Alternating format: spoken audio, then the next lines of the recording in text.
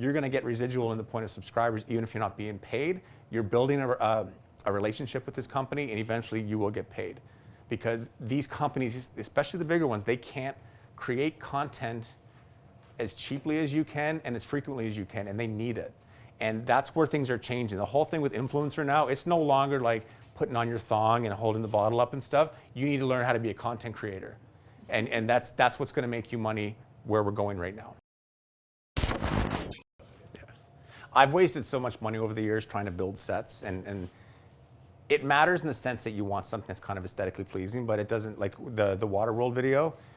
I had my brother and my father. I'm in a conference center at a big arena down in PEI because there's just no studios there. And I had them build 3 like walls inside of a conference room. I bought three giant rolls of like vinyl flooring to roll out so it looked like a wood floor. And then like I'm trying to make it look like a room that's not the room. And it really didn't matter. And it's so much extra money that was spent on stuff. And just find a nice, clean, tidy place. And go from there. I mean, you have to work with what you have to work with. The only other things I would say is try and find a place with a little bit of depth. You don't want to be right back on the wall. And the other thing, which not everyone can do, but if you can find a dedicated spot that's easy to set up, it's going to take a lot of time out of your schedule for content creation. Because this is something where consistency is important, and you don't want to have to be moving sofas and stuff like every time you want to shoot a video, because it'll get monotonous pretty quick. I know people who do videos and they batch produce. They do it like a day. I have friends who've done even, they've rented an Airbnb for a weekend and they'll shoot like however many videos they can get out. It's smart. Yeah, I mean, I do that with some of the instructors that do videos for me. They'll come in for a day and they'll do 4 or 5. And then I'll just release them as I release them. So it's nice to have a bit of a log of videos so you're not constantly trying to feel that pressure of having to put something up, especially when you get to that point where you've got people that are waiting. And I've been bad for that this year. Like I'm posting every 2, 3, 4 weeks on a workout channel with 17,000 subscribers who are waiting for stuff. And that's rule number 1 to lose subscribers. So I think we've covered all that. I have a quick question. So does it matter what you're wearing in relation to the background? Yes, that's actually a good question. Hollywood now. Okay, that's a good question. That's a good question. Just straight up. No matching colors. Like if the wall's gray, don't wear gray. Okay. Wear vibrant colors, because again, chances are you may not have this kind of depth, so you are going to be relatively close to the wall. So anything that can provide some separation is what you want. So if Sarah's wearing white, she wouldn't want to be in front of a white wall. Right. Okay. Yeah. I go black on a black wall. No. Yeah. Floating head. Why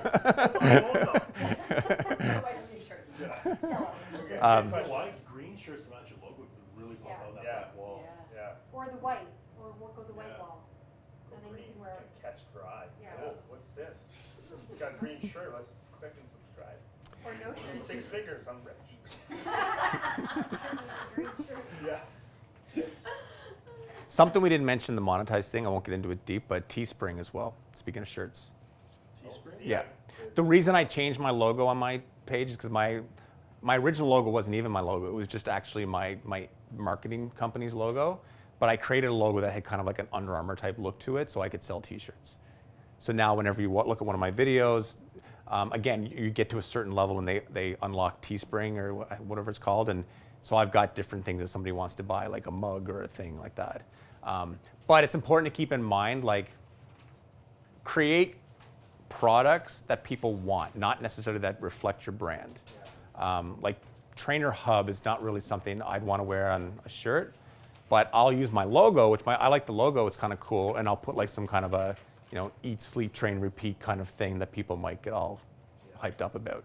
Well, it's like going back to what you said earlier, which that like really helped a lot. It's like, it's not about you. Like, it's not about this. Yeah. It's like, what Traditional branding doesn't work here. Yeah. In many cases. It's a different world now, and it just doesn't work. And that's the thing, is everyone thinks, well, I need to put my logo on my brand and my name because I want people to be wearing it's just, if they're here and you've got them on an email list and stuff like that, you're growing, you're doing good.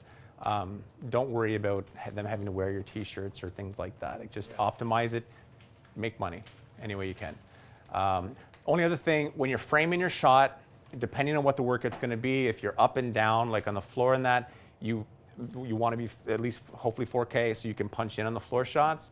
Make sure you're centered, make sure the camera's not looking down at you or looking up at you, and make sure your head, like, you don't want the ceiling as the frame, like your head to be here. You also don't want it to be 3 feet above your head, like center yourself. Take your time. Once you've done it once or twice, it's second nature, but get a nice clean shot where you want to be at eye level with the person you're talking to. Your question? So if we're filming videos for YouTube, it's on our phone, it's better to use the camera on the back of the phone. Correct. And then is it better for horizontal or? Horizontal, for sure. Horizontal? Yeah. For YouTube? Optimize for smart TVs. For this, if you're doing workouts, optimize for smart TVs. Because I post a lot of like exercise videos for my online program. Yeah. And people access those videos and entire workout program on their phone. So should I be filming those specific exercise demonstrations? For something like that, try both. Try both and just see. I mean, if I watch something on my phone, I'm usually like this. I don't usually hold it upright. You're watching it. Yeah, but with, like I said about the YouTube Shorts thing right now, if you're doing little like 30-second, 1 minute things, you can try doing some horizontal, put hashtag shorts in the title, and you may get some subscribers come in for that. So Okay. try it both ways until you see, because again, how long? Yeah. Under a minute. Okay. Yeah, and most I've read say closer to 30 seconds is optimal. Okay. So I got 9 points that I'll summarize. Let me know if there's any more. So when I do the email, we got everything. Mm-hmm. We covered banner, image, channel name, thumbnails, the title, playlists and channels, what to put on that home page. Yep. We covered different types of monetization. Covered the 1,000 hours. The 1,000 subscribers, 4,000 watch hours, click-throughs, average watch time. The video basis productions, the centering yourself, all that stuff we just talked about, and cross-promotion tips. Yep. Under the video basic productions, we cover things like StreamYard, OBS, live streaming, Filmora, the highest resolution, Zoom H1 wireless mics. There's quite a bit there. Yeah. Miss anything? Nope. Perfect. Is that Yep. good? Okay. So, well, no, I'm going to do a 2-minute from scratch, starting a channel right now, and then we'll go into questions. So, you're starting from scratch. Banner, logo, thumbnails, they all match up. First and foremost, make it look like a brand from day one. Create as fast as possible without jeopardizing quality. Create 16 videos. What that's going to do, it's going to basically populate your page so it's filled in.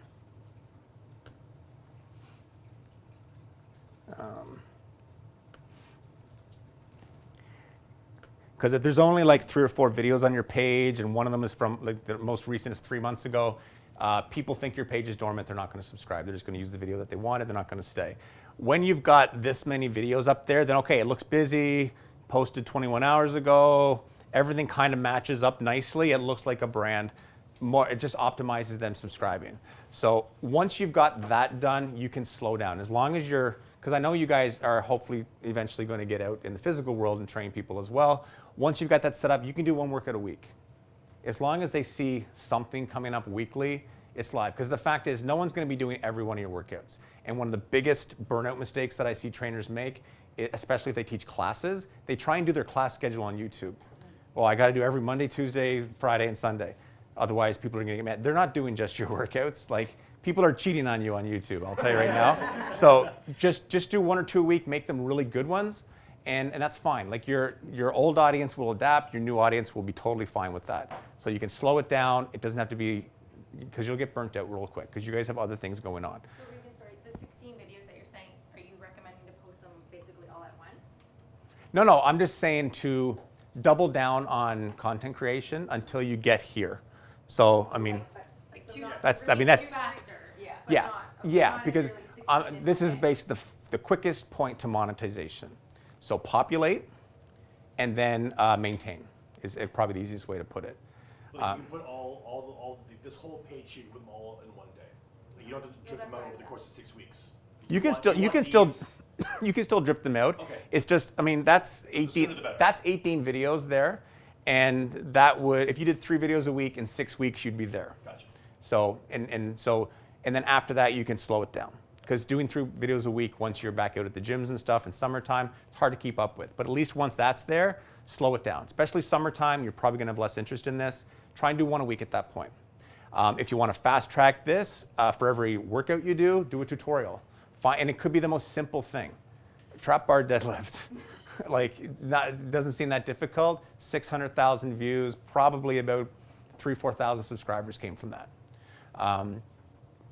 And it could be a tutorial based on an exercise from your workout. So you do one workout, one tutorial, maybe you do a live stream workout. Live streams are great because they cut back time. You don't have to edit, and you get a lot more watch time. So when you're trying to get to that 4,000 watch hours, the live stream I did with him, 100 hours of watch time in 24 hours. So if I do one of those a week, I'm monetized in 12 months. And for the live stream, we're obviously optimizing the time of day that we're doing that. So like 2 p.m. in the afternoon. It depends on your audience. I do mine at 10 a.m. and that seems to be the best for me because I have people from the UK, Australia, Austria, US, Vancouver, all over the place, and it's all different times of the day. So I did one recently in the afternoon just to test it, and it was less people. And I mean, the fact is, these live streams, like when Joe was on that day, it was only probably 14 or 15 people that watched it. So it doesn't have to be a lot of people, but you've got... They're engaged. Yeah, they're engaged. Asking questions. Right, it's the watch time that's important. Yeah. Gotcha. Live streams is also a less saturated genre on YouTube, so better chance that you surface higher too. So extra watch time, surface higher. Just make sure it's a good quality live stream. Have a point to it. Like with him and I, we jammed that day. It was some good stuff that we did on there, and people are asking questions, and it's nice that they're not just asking me questions. Although probably the first time you had to compete with me for voice time. I was on fire that day. I had no right to talk about YouTube. He's like, oh, I'm talking about YouTube. Like, I don't know what channel. Sure. I was watching it. What are your 6 laws of influence? I'm like, give me something. I was watching it at home the next night, and I was saying to my wife, I'm like, man, I don't shut up. I said, I never thought I could compete with Joe, but I was like, double down. So great hack for watch time. I have a question about, because 2 years ago, Cake Boss, this big YouTuber was talking about algorithm, posting your videos the same time every week from an algorithm perspective. Mm-hmm. Is that still important? No, once you start going regular again, like you guys were talking about kind of getting going again with your channel, right? Getting going. Yeah, Going with because you guys started doing some stuff and then you slowed it down. It was too focused on us. When you go into your analytics, there is a chart. It's got Monday through Sunday, and it's a color chart, and it shows darker times and lighter times. The darker times are when most of your subscribers are on YouTube. So people that aren't subscribed to you yet, doesn't matter. They're going to find you when they find you.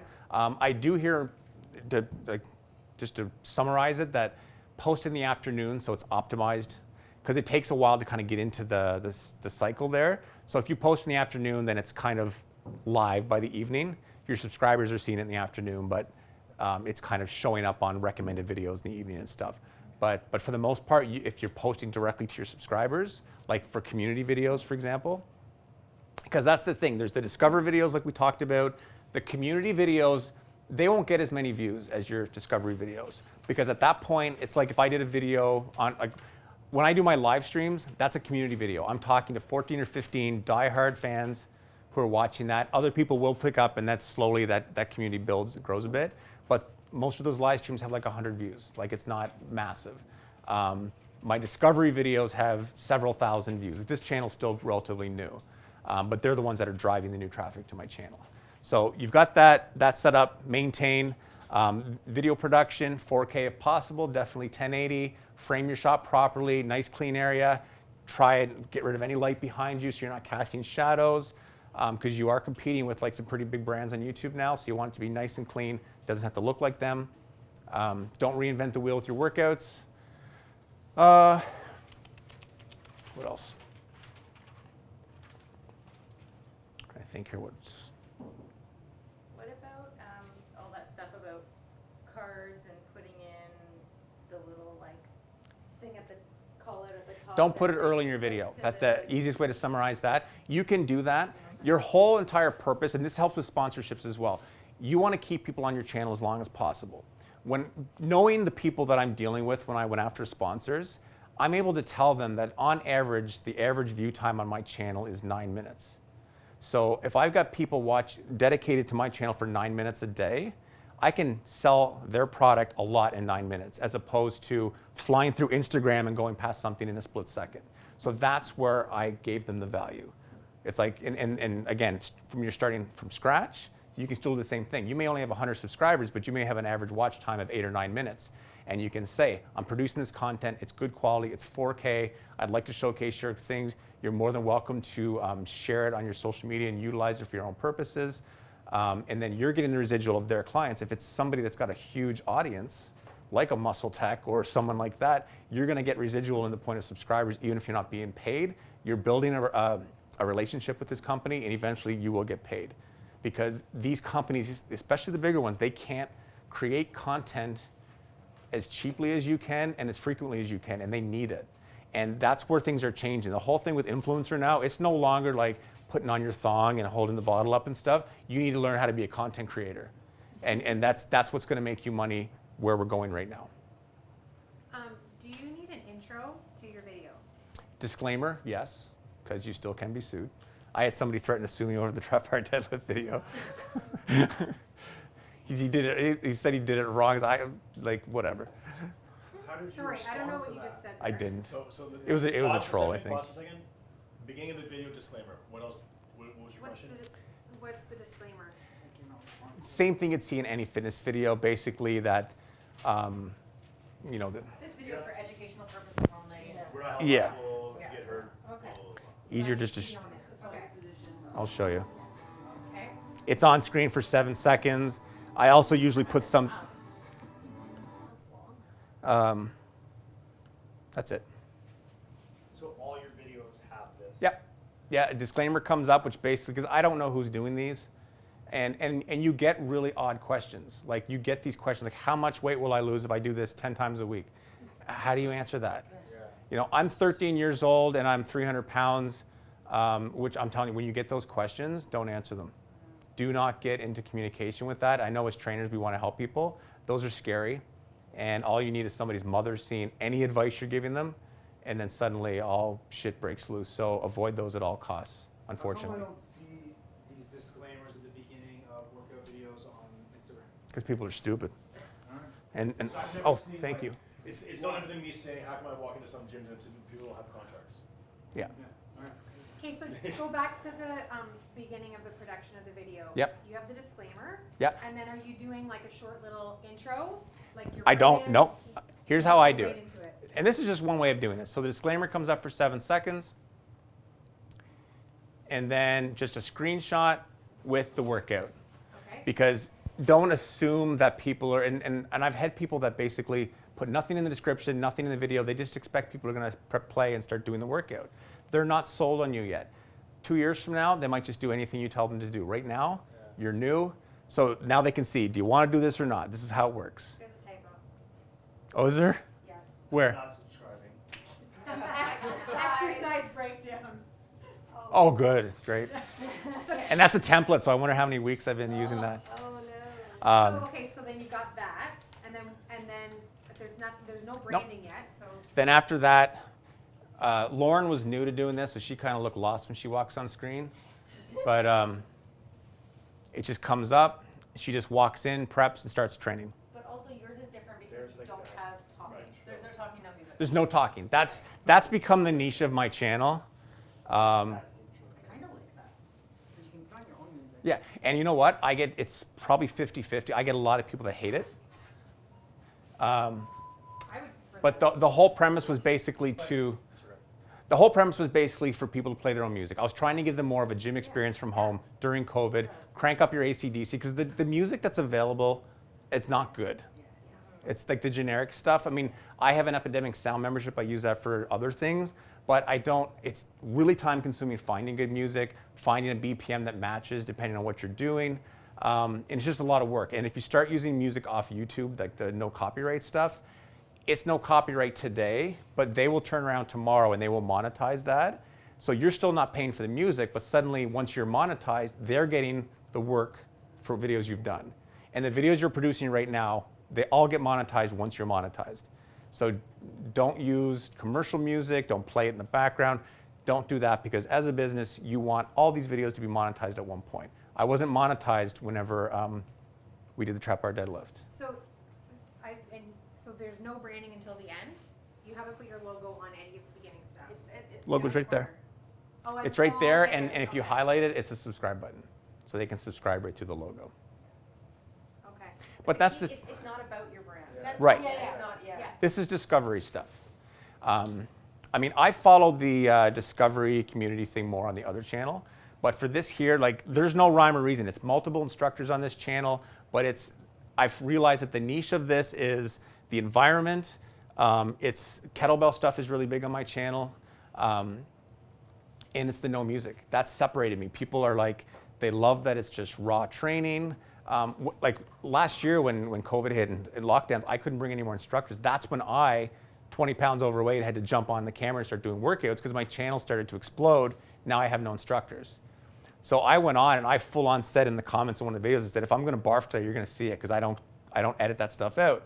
And people loved that. So it became this whole other thing now. They're watching like this middle-aged guy die on camera.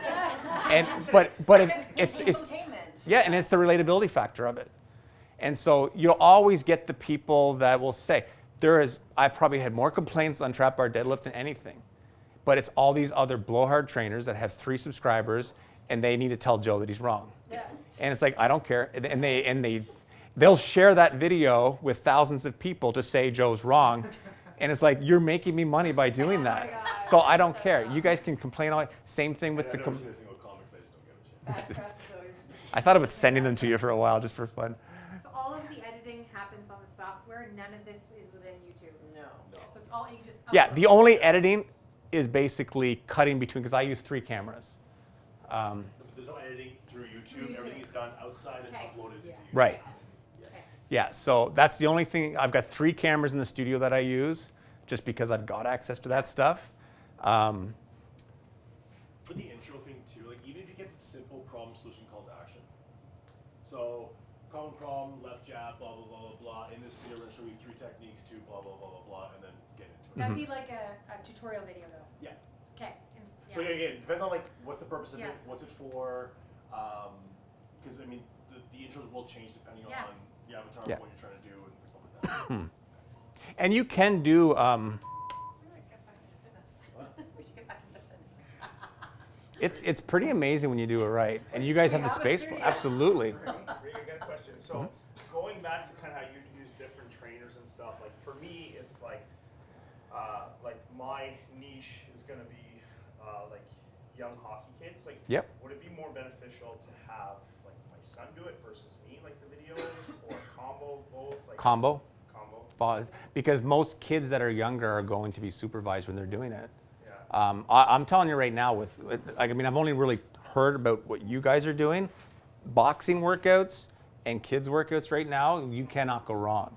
The problem is dedicating it to that genre and not being all over the map. Yeah, you could do videos to show how parents can help their kids practice the skills that you want them Yep. to do. You know what I mean? It's basically like a lot of the kids stuff I see right now is very almost like a Disney theme. It's very like there's some that are pick a path. Like, do you like Coke or Pepsi? If you like Coke, you have to do burpees. If you like Pepsi, you do push-ups. Yeah, that's how they do it. And it's working for them, but I don't see a lot of stuff and I've worked with companies that do what you do. I don't see a lot of stuff that is very specific, 10, 15 minute, 20 minute workouts for kids to do, off-season training for hockey, indoor, outdoor, like focused on kids. It's always kind of sissy, kind of phys ed type stuff. Yeah. Or it's like guys doing these little 2-minute tutorial stuff where they're just talking the whole time. Yeah. I don't see a lot of athletic, child-specific training stuff, so that's a really good niche. So to keep going on that, so like for the titles, once again, like if I want to really, once again, maybe it's like gotta play with this. Like I'm thinking hockey, but like you said, maybe it's not about. It's just about like kids No, training, hockey. Right? So just say it's like a hockey. You could literally, like if you had something that was specific to goalies, you could say that. Because again, 2.3 billion people, there's probably 100,000 dads looking for exercises to make their goalie more flexible, their kid. Yeah. I would even like That's all. And 100,000 people will make you a lot of money. Offensive, yeah. So narrow it down. would that be like one playlist, like goalie playlist, like Yeah. defensive playlist? Those were the playlists. If you have enough content to put in them. Yeah. But I mean, again, like I think for kids that age, a lot of cases they don't know if they're going to be a goalie or a defenseman or, Yeah. you know what I mean? Like, so you can have different things there. You know, It does training. work with older kids. Yeah. Yeah. I mean, but even anywhere between 6 and 17, you're fine. You can be doing the same kind of workouts, I think, and just basically really pushing the being supervised. And what you do is when you put up your workout, there's a checkbox that says, "Is this workout for kids?" Put no. Reason being is that if you're doing this for, it'll still come up in the main YouTube. It's not going to be on YouTube Kids because you don't want a 6, 7-year-old doing your workouts probably by themselves. Yeah. So that's you being responsible. Plus the disclaimer where you can also add, if you're under the age of XYZ, make sure you're accompanied by a parent or legal guardian, that kind of stuff. Yeah. But that's a really good niche that I would be head first jumping into that. So, going back to doing the 16 videos, so you could do something like, I'm gonna do a 30-day workout thing. It doesn't have to be a workout every day, but you'd have, let's say, 10 of those 16 videos are the 30 days. And then you could have 6 videos on tutorials or a how-to or Yep. something within, and then boom, now you have 16 videos that are branded to you, and that could be a good start. Yep. Okay. Yep, for sure. The easiest way to hack time, like I said, tutorial, workout, live stream. Try and do all 3. Or if you love content creation and you want to do all workouts, do all workouts. But the tutorials, I mean, you can do 5 tutorials in the time it would take to do 1 workout. So that's a great way to kind of boost it up. But chances are the main course of your channel will be those long form workouts. And also, if they're shorter, more likely people will watch the whole thing, which then helps your watch time metric. Yeah, it'll help your average watch time. Average watch Yeah, total watch time will be lower, but that's where the live stream comes in handy. So you're actually handling on both sides. 10 second and then they drop because they're like, oh my god, I don't want to watch 40 minutes, but Yeah. I watch 2 minutes. So going back to like, okay, we got all our stats, we'll banner it, all that, the thumbnails, all that stuff. Would you suggest like kind of like a launch, I guess? Like I have nothing. Let's say I have nothing. Yep. So it's like, okay, I'm gonna do my 16 videos and stuff like edit them. Because I especially it might be more personal to me. Like I have like in my head I'm thinking like I need to do a launch where I'm gonna slowly make these videos over the next couple or next month or so. Yep. And then edit them all, and then one day just kind of throw them all No, up. I put them up as you're going. Do a soft launch. Just get them up there. Title them properly. Key phrase properly. People may find you while you're still building. So put it up there and get them started because something may cycle in. I mean, his trap bar deadlift thing sat for probably a couple years before it took off. Yeah. So I mean, like, Because I'm just thinking, sorry to cut you off. But No. Just like you were saying, well, I guess it just might not cycle in. Just your viewing, you know what I mean? Where Yeah. If someone sees it and then they're just kind of skimming through it. So maybe I'm just overthinking it. but at that point though, you don't care because you were going to hold off 2 months anyway. Yeah. So if they skip over it, you don't know the difference anyhow. If Yeah. they subscribe, you got them. Okay. So I would just start posting it, and then if you're going to put it out on a website or other social media platforms, wait. And the timing for you was perfect because off-season training starts probably with 3 or 4 months, All the time now. and you've got all the time now. Yeah, you've got time to build. It's yeah. every day now. Yeah. So it's this is a perfect time for you to be populating that channel.